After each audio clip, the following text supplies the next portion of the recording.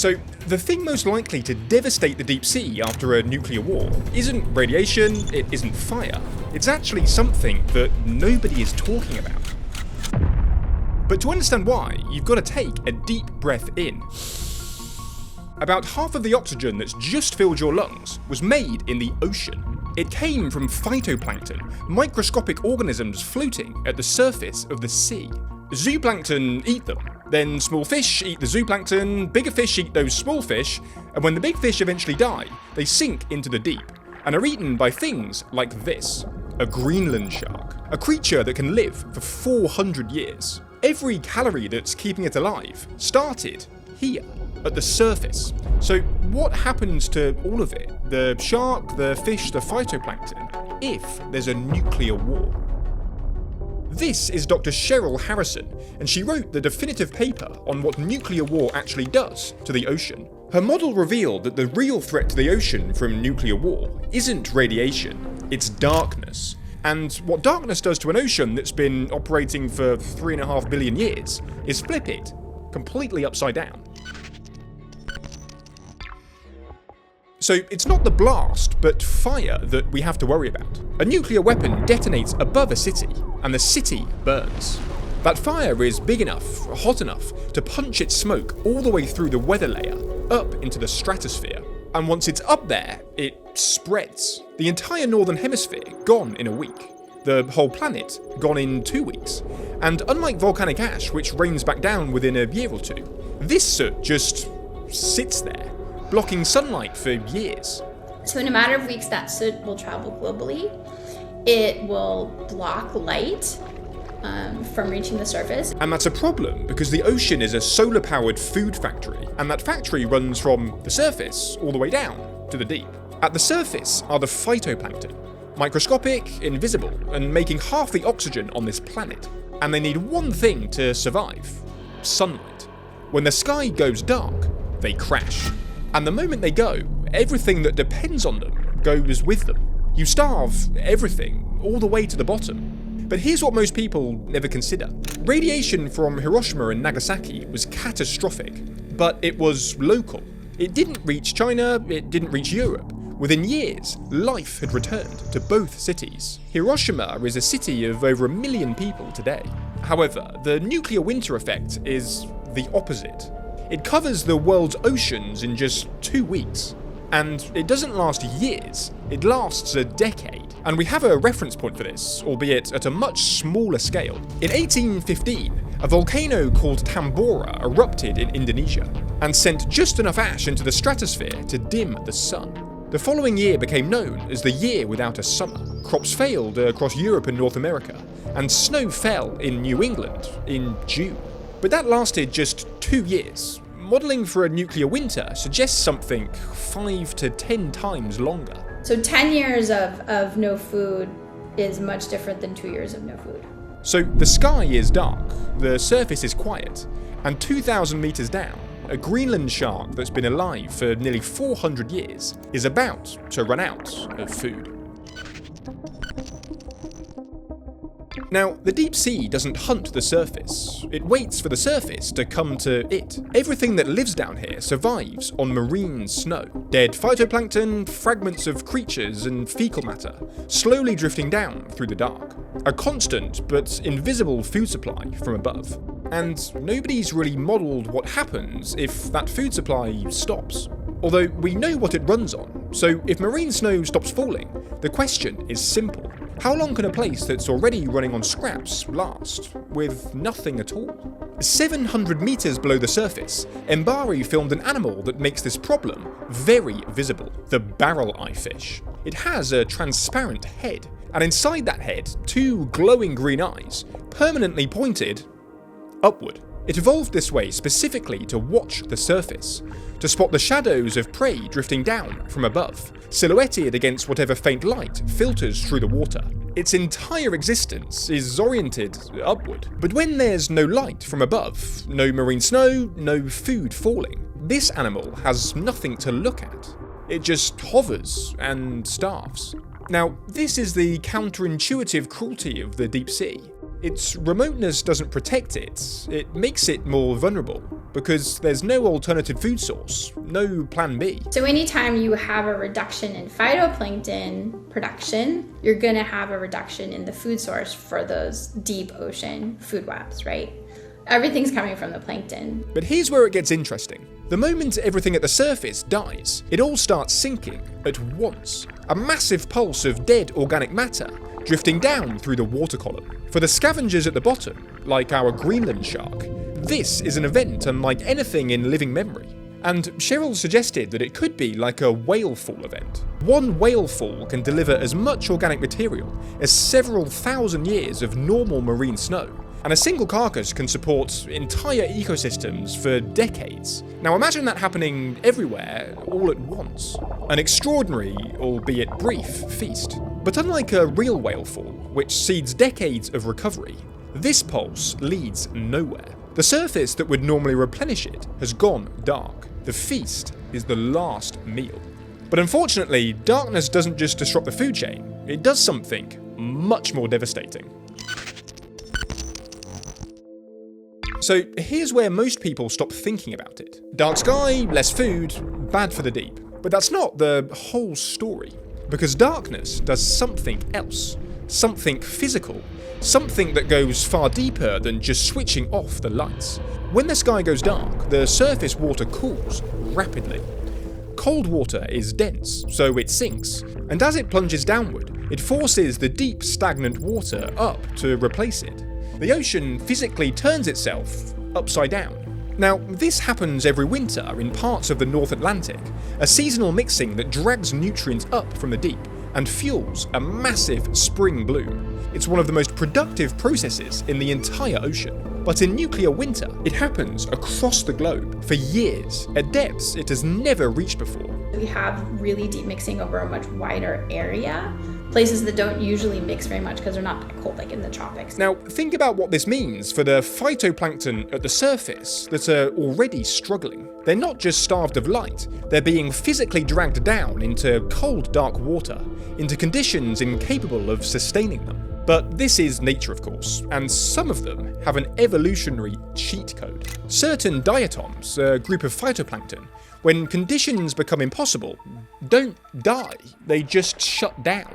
They form resting spores, sink to the seafloor, and wait dormant in the mud until conditions improve. Scientists have revived diatom spores dormant for decades. But for others, it goes way further than that. And they can both photosynthesize and eat other organisms, and this is how we think a lot of plankton survived the asteroid impact that killed the dinosaurs. But here's the thing about all that mixing. When you drag deep water up, you bring something with it. Nutrients. Nitrogen. The raw ingredients for life, locked in the deep ocean for centuries, now being churned to the surface in quantities the ocean has never seen. And in the North Pacific, a place that doesn't normally mix, something even stranger happens. Beneath the surface, there sits a vast dead zone, the oxygen minimum zone, a region stretching hundreds of meters deep, where oxygen levels are so low that most fish simply can't breathe. It has sat here, largely undisturbed, for centuries. But all that mixing ventilates it, drives oxygen into water that hasn't had it for generations. And whilst this might seem like a good thing, it's actually a little bit more complicated. Species that were excluded from that habitat for centuries may be able to recolonize it, but the chemical gradients that entire ecosystem was built around are now gone. This isn't surface level damage. The ocean isn't just losing food, it's being completely rewired. Which raises a pretty controversial question. If nuclear war restructures the entire ocean, could the chaos actually benefit certain parts of it? So here's where the story might get a little bit strange. Because not everything that happens to the ocean after nuclear war is catastrophic. When World War II began, fishing in the North Sea essentially stopped. Fleets were commandeered, fishermen conscripted. British steam trawler efforts fell by 97% between 1938 and 1941. For 6 years, 575,000 square kilometres of ocean, an area the size of Kenya, was left completely alone. And what happened next was immediate and dramatic. Fish stocks surged. The ocean, given space, did exactly what it had always been capable of. And research on nuclear war and fisheries modelled this exact dynamic. When fishing infrastructure collapses, biomass can actually recover.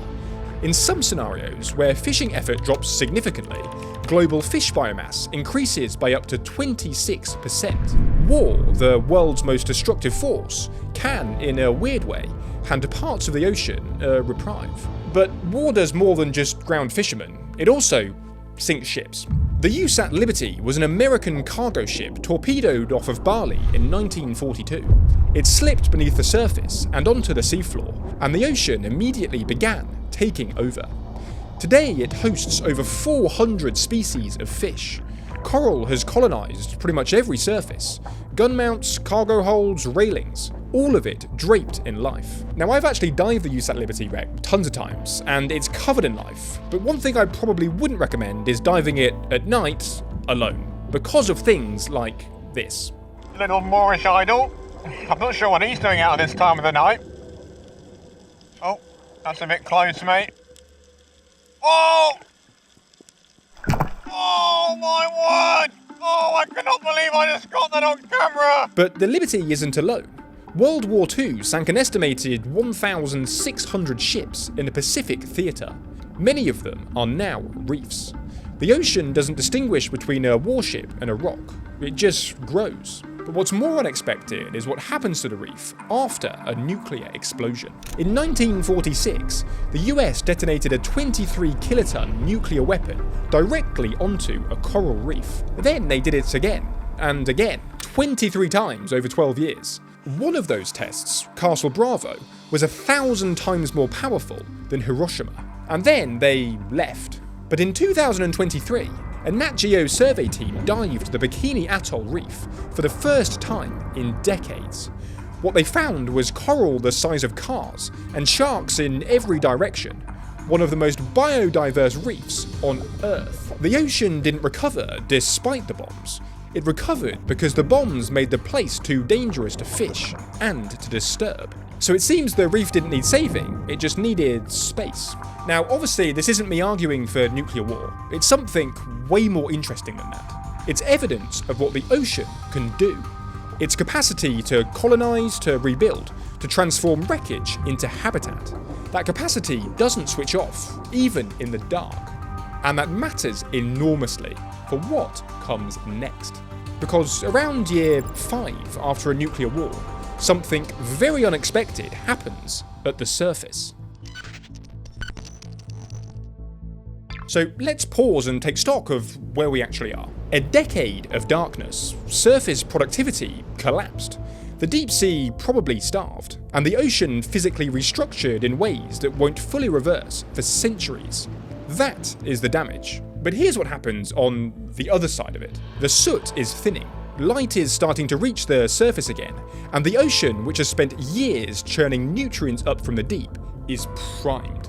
What the models show is a productivity overshoot, and in some regions, it briefly surges past its pre-war state, a mega spring bloom driven by years of accumulated nutrients. So the ocean, albeit temporarily, is more productive than before the bombs fell. So you're basically fertilizing the ocean for quite a long time. So we get, after the cooling's over, after the light is all, the soot's all gone, we have an increase in productivity for a number of years. But here's where Cheryl's model found something that nobody expected, because the bloom doesn't last. As light returns and nutrients flood the surface, a massive diatom bloom erupts. And those diatoms, when they're stressed, explode apart and release this kind of biological goo that's extraordinarily efficient at scavenging iron. It strips the iron straight out of the water column and pumps it down into the deep. So you can think, it's like in your garden, if you get the soil tested and you're missing like a trace nutrient, you can put as much